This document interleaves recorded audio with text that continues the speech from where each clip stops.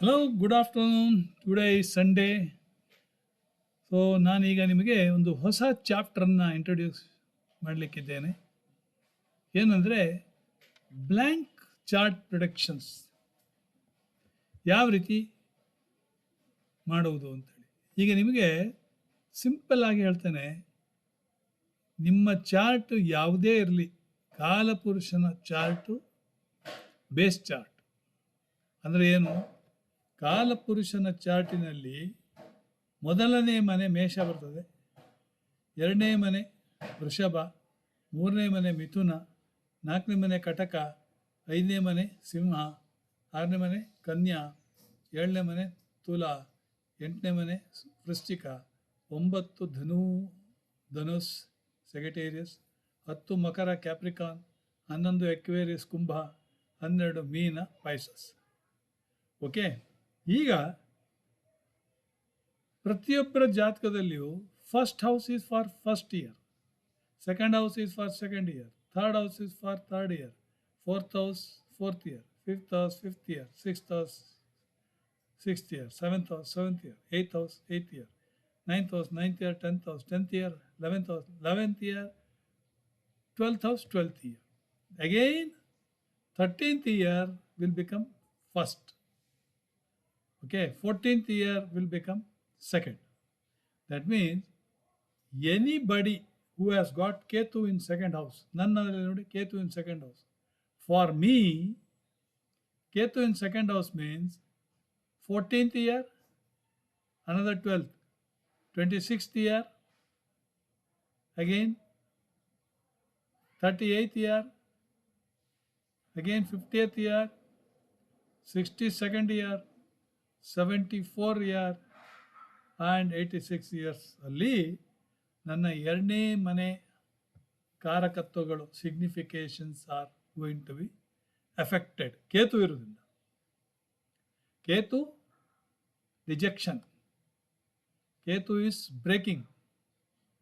ಕೇತು ಏನು ಬ್ರೇಕ್ ಮಾಡ್ತಾನೆ? ಎರಡನೇ ಮನೆ ಸಂಸಾರವನ್ನು ಬ್ರೇಕ್ ಮಾಡ್ಬೋದು. ಓಕೆ, ಬ್ಯಾಂಕ್ ಫೈನಾನ್ಸನ್ನು ಬ್ರೇಕ್ ಮಾಡ್ಬೋದು, ಮುಖದ ಫೇಸ್ ಬ್ರೇಕ್ ಮಾಡ್ಬೋದು, ಹಲ್ಲು ನಿಮಗೆ ತೊಂದರೆ ಕೊಡ್ಬೋದು, ಡೆಂಟಿಸ್ಟ್ ಹತ್ರ ಹೋಗ್ಬೋದು. ಈಗ ಅದೇ ರೀತಿಯಲ್ಲಿ ಮೂರನೇ ಮನೆ 3, 12, 15, 3, 12, 15, ಆಮೇಲೆ 12, 27, ಆಮೇಲೆ 12, 39, ಆಮೇಲೆ 12, 51, ಆಮೇಲೆ 12, 63, ಆಮೇಲೆ 12, 75, ಆಮೇಲೆ 12, 87. ನೋಡಿ, 75, 87ರಲ್ಲಿ ನನ್ನ ಮೂರನೇ ಮನೆ neighbourhood significators will be affected. ಏನಂತ? ಕಮ್ಯುನಿಕೇಷನ್ಸ್, ನೆರೆಹೊರೆಯವರು, ಕರೇಜ್ ಅಥವಾ ನಿಮ್ಮದು ಕಾಂಪಿಟಿಷನ್, ಇದೆಲ್ಲ ಡಿಸ್ಟರ್ಬ್ ಆಗ್ಬೋದು. ಓಕೆ, ಡಿಪೆಂಡಿಂಗ್ ಅಪಾನ್ ದಿ ದಶಾಭುಕ್ತಿ ವಗೇರೆ ವಗೇರೆ. ಅದೇ ರೀತಿ ಫೋರ್ತ್ ಹೌಸ್ ವಿಲ್ ಬಿ, ಇಲ್ಲಿ ಶನಿ ರವಿ ಇದ್ದಾರೆ. ನಾಲ್ಕನೇ ಮನೆ 4 × 12, 4, 12, 16ನೇ ವರ್ಷ, 28ನೇ ವರ್ಷ, 40ನೇ ವರ್ಷ, 52ನೇ ವರ್ಷ, 64ನೇ ವರ್ಷ, 76ನೇ ವರ್ಷ. 76ನೇ ವರ್ಷ 12, 88.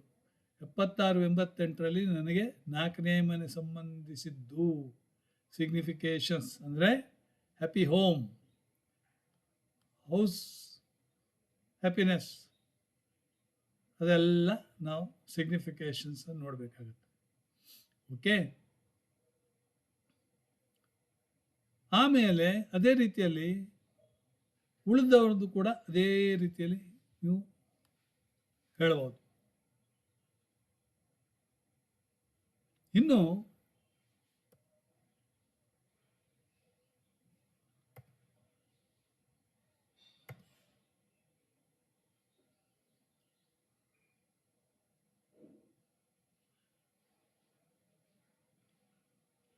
ಈಗ ನೋಡಿ, ರಾಮನ ಚಾರ್ಟನ್ನು ತೆಗೆದುಕೊಳ್ಳೋಣ. ರಾಮನ ಚಾರ್ಟಲ್ಲಿ ನೀವು ನೋಡಿದರೆ ಎಷ್ಟು ಚೆನ್ನಾಗಿದೆ ಅಂದರೆ, ಮೊದಲನೇ ಮನೆಯಲ್ಲಿ ಸೂರ್ಯ ಎಕ್ಸಾಲ್ಟೆಡ್. 4ನೇ ಮನೆಯಲ್ಲಿ ಗುರು ಎಕ್ಸಾಲ್ಟೆಡ್. 7ನೇ ಮನೆಯಲ್ಲಿ ಶನಿ ಎಕ್ಸಾಲ್ಟೆಡ್. 12ನೇ ಮನೆಯಲ್ಲಿ ಶುಕ್ರ ಎಕ್ಸಾಲ್ಟೆಡ್. ಆದರೂ ಕೂಡ ಅವನಿಗೆ ಯಾಕೆ ತೊಂದರೆ ನೋಡ್ಬೋದು ನೀವು.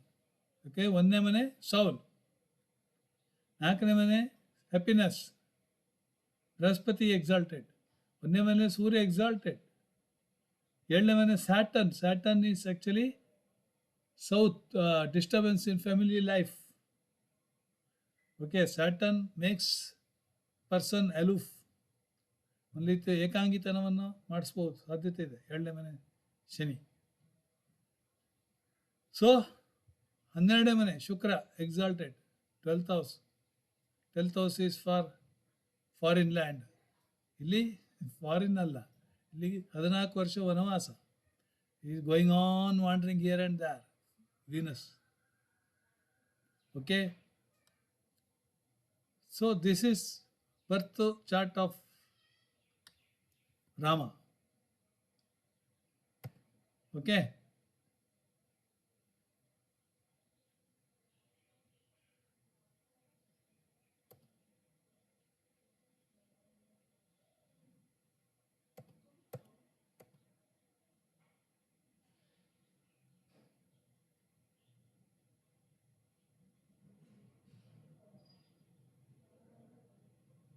ಈಗ ನೀವೀಗ ಇದು ಮಾಡಬೇಕಾದ್ರೆ, ಬ್ಲ್ಯಾಂಕ್ ಚಾರ್ಟ್ ಪ್ರಿಡಿಕ್ಷನ್ ಕೊಡಬೇಕಾದ್ರೆ ಇಲ್ಲಿ ನೋಡಿ. ಈಗ 2ನೇ ಮನೆ ಯಾರು? ಸಂಸಾರ. Who is the lord of second house? Moon. Where is sitting? 12th house. ಅಲ್ಲಿ ಏನವ? Exalted. 12th house is for donations. 12th house is for ಉದಾರತೆ. ಯಾರನ್ನು ಕಂಡ್ರು ದಾನ ಮಾಡು. 12th house is for hospital. 12th house is for foreign tour. ಇದೆಲ್ಲ 12ನೇ ಮನೆ. ನಿದ್ರಾಹೀನತೆ, ಇದೆಲ್ಲ ಹಾಸ್ಪಿಟಲೈಸೇಷನ್. ಆದರೆ ಇಲ್ಲಿ ಏನು ತಿಳ್ಕೊಳ್ಬೇಕು ನೀವು? Who is the second lord is? Second lord is for family. Moon is exalted ಅಂದರೆ this fellow is giving donations, giving money only to his family members. Other than family members, he is not going to help. Okay? This is how you have to predict. Ketu is in second house. Ketu is for breaking up. Obama ಚಾರ್ಟಲ್ಲಿ ನೀವು ನೋಡ್ಬೋದು. Obama chart ನಾನು ತೋರಿಸ್ತೇನೆ ನಿಮಗೆ, ನೀವು ನೋಡಿ. Obama ಚಾರ್ಟಲ್ಲಿ Barack Obama ನೋಡಿ. He is a Makara Lagna person, Guru Vakre, because he is not going to believe other as Guru. Saturn Vakre, ಒಳ್ಳೆಯದು. ಲಗ್ನದಿಂದ 2ನೇ ಮನೆ ಕೇತು ನೋಡಿ. So Ketu is actually second house. If you look at his biodata, maybe in the second year itself, his father and mother must have took the breakup. Okay, Rahu Kuja ನೋಡಿ, ಅಷ್ಟಮದಲ್ಲಿ ರಾಹು ಕುಜ.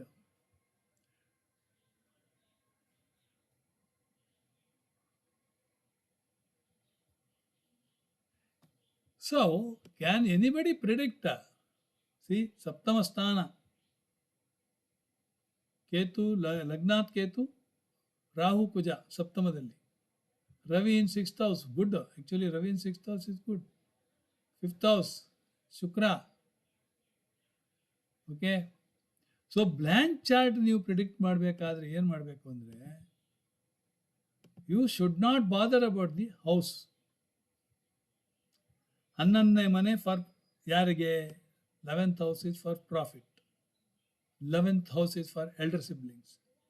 ಈ elder siblings ಈ ವ್ಯಕ್ತಿಗೆ ಎಲ್ಲಿದ್ದಾನೆ? ಎಲ್ಲಿದ್ದಾನೆ? ಸಪ್ತಮ ಸ್ಥಾನದಲ್ಲಿದ್ದಾನೆ. ಓಕೆ, ಗುರುವಿನಿಂದ 9ನೇ ಮನೆ. That means elder siblings are is good luck, is good.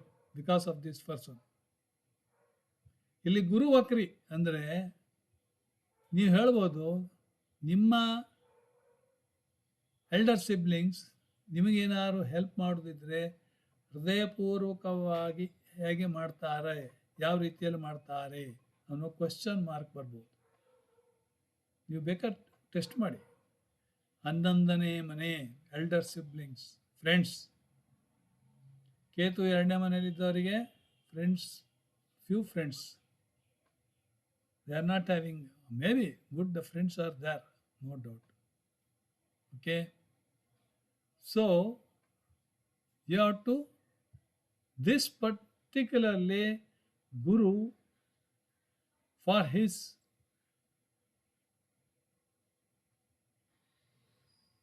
younger siblings, Guru is in Bhagya. For younger siblings, good, there is no problem. For spouse, Jupiter is in 5th house. Okay. For spouse,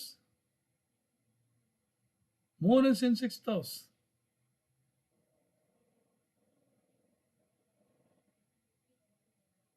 For spouse, 2nd house Rahu.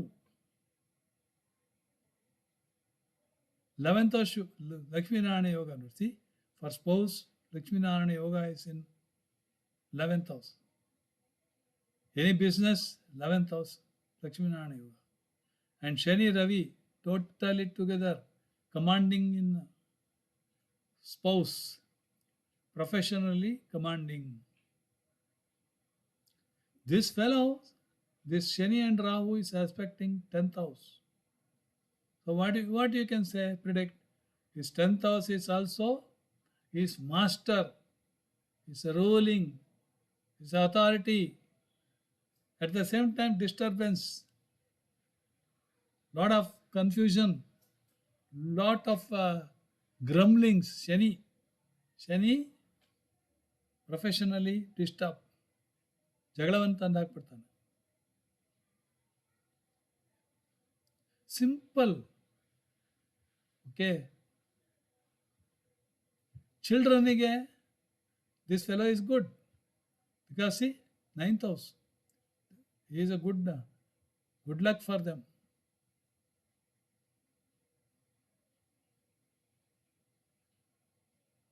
Tandage 9th house. Tandage, this fellow is good, 5th house. Motherige no, always quarreling with the mother. Shani and Ravi. C ಪ್ರತಿಯೊಂದು ಇಲ್ಲೇ ಕಾಣ್ತದೆ. ಮಾವನಿಗೆ 6ನೇ ಮನೆ, 6th house. 6th house is a hurdle. This fellow is a hurdle for maternal uncle. Okay. So, you have to break the entire houses. ಎಲ್ಲಿಂದ ಎಲ್ಲಿಗೆ. Okay. There are so many things are there. Slowly I will tell you. I think you have understood what I told. Okay? ಇಲ್ಲಿಗೆ ಮುಕ್ತಾಯ ಮಾಡ್ತೀನಿ. Thank you very much. ಬರೇ ಭಜನಾ ಪದ್ಯ ಹೇಳ್ತಾ ಇರ್ತೀರಲ್ಲ, ನಮಗೆ ಜ್ಯೋತಿಷ್ಯದ ಬಗ್ಗೆ ಹೇಳಿ ಅಂತ ಕೆಲವರು ಹೇಳುವುದು ಉಂಟು. ಓಕೆ, ನನಗೆ ನೀವು ಸಬ್ಸ್ಕ್ರೈಬರ್ಸನ್ನು ಕೊಡಬೇಕು. Kindly give me more number of subscribers. Thank you very much. Hello, ಈಗ ನಾನು ಬ್ಲ್ಯಾಂಕ್ ಚಾರ್ಟ್ ಪ್ರಿಡಿಕ್ಷನ್ ನಿಮಗೆ ಹೇಳಿದ್ದೇನೆ, ಹೌದಾ? ಈಗ ನೋಡಿ, ಒಂದು ಲೈವ್ ಎಕ್ಸಾಂಪಲ್ ಕೊಡ್ತೇನೆ. ಇವರು ಜುಲೈ 12, 1948 ಜನಿಸಿದವರು.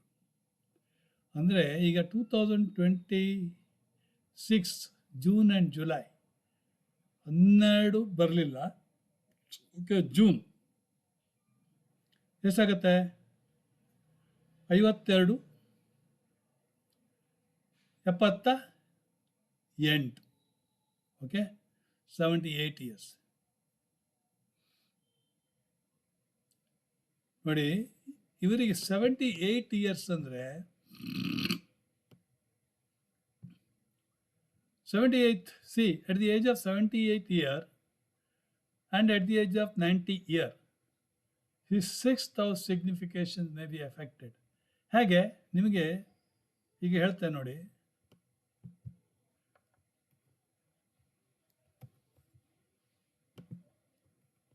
ಸಿಕ್ಸ್ತ್ ಹೌಸ್ ನೋಡಿ, 1 2 3 4 5 6, sixth year. Okay, after sixth 12 ವರ್ಷ, 18 ವರ್ಷ, 18ನೇ ವರ್ಷದಲ್ಲಿ, ಮತ್ತು 30ನೇ ವರ್ಷದಲ್ಲಿ, 42ನೇ ವರ್ಷದಲ್ಲಿ, 54ನೇ ವರ್ಷದಲ್ಲಿ, 54 12 66ನೇ ವರ್ಷದಲ್ಲಿ, 12 78.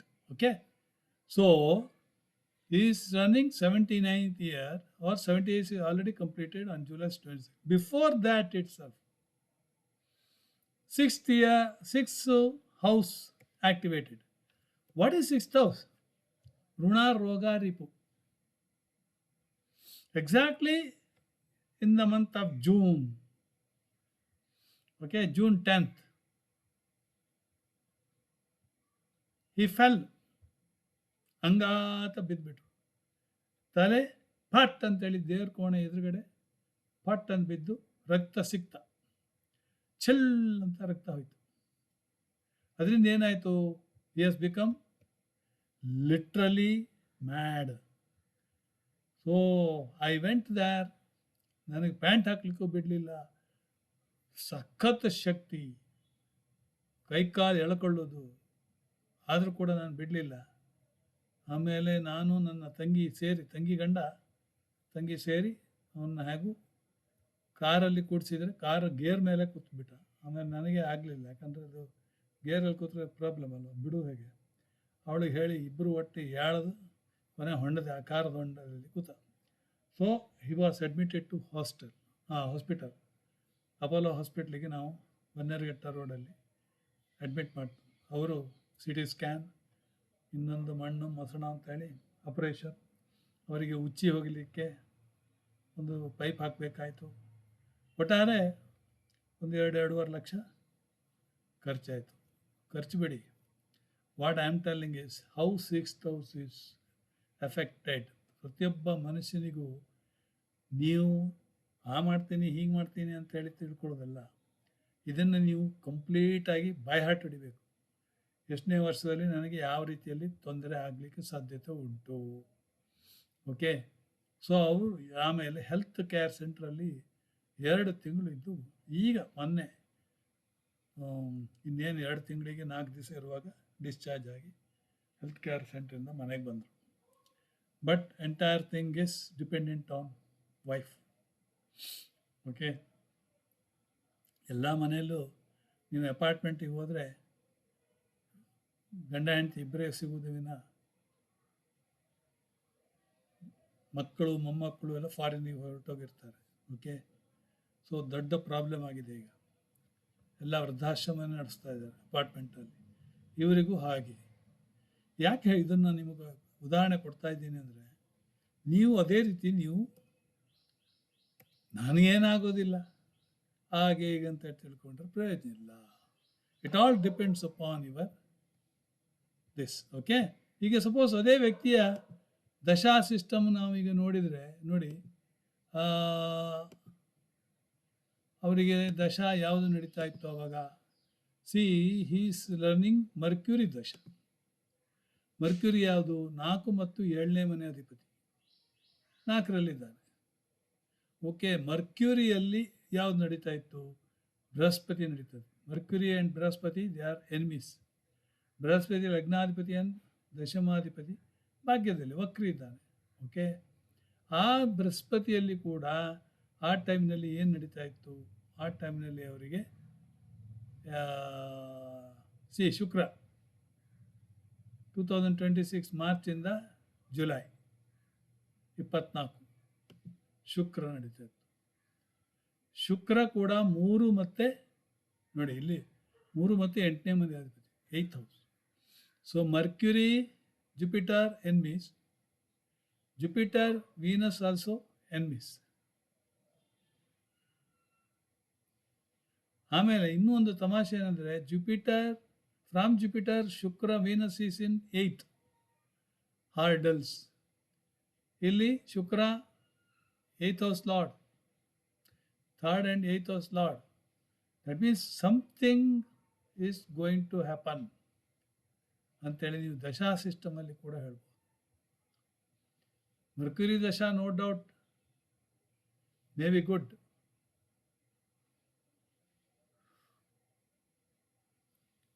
ಓಕೆ, ಸೊ ಯಾವಾಗ 24/7/2026 ಅಷ್ಟರೊಳಗೆ ಡಿಸ್ಚಾರ್ಜ್ ಆಗೋಯ್ತು. ಬೃಹಸ್ಪತಿ ಆದಮೇಲೆ ಶುಕ್ರ ಹೋಗಿ ಈಗ ಸೂರ್ಯ ಬಂದ. ಸೂರ್ಯ 6ನೇ ಮನೆ ಅಧಿಪತಿ, 4ರಲ್ಲಿದ್ದಾನೆ. ಈಗ ನೋಡಿ ಮನೆಗೆ ಬಂದಿದ್ದಾರೆ. 24/7/2026 ಎಷ್ಟು ಕರೆಕ್ಟ್ ಅಲ್ವಾ, ಪರ್ಫೆಕ್ಟ್ ಅಲ್ವಾ? ಇದನ್ನು ನಾನು ಹೇಳಲಿಕ್ಕೆ ಬರೆದ್ಬಿಟ್ಟೆ, ಅದಕ್ಕೆ ನಾನು ಈಗ ಮತ್ತೊಂದು ವಿಡಿಯೋ ಮಾಡಬೇಕಾಯಿತು. ವಾಕಿಂಗ್ ಹೋದವ ಮತ್ತೆ ವಾಪಸ್ ಬಂದೆ. Thank you very much. God bless you.